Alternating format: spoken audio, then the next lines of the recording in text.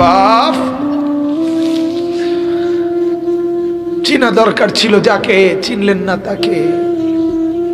হায় যুবক, বন্ধুকে চিনলা না, দুশ্মনকেই বন্ধু বানাইলা, দুশ্মনকেই বন্ধু বানাইলা। আপন বন্ধু যিনি তাকে চিনলা না, দুশ্মনকেই গ্রহণ করলা। চেহারায়, সুরতে, চলনে বলনে, আচারে উচ্চারণে বেঈমান যেভাবে সাজায় দেয়, তুমি তাকেই গ্রহণ করলা।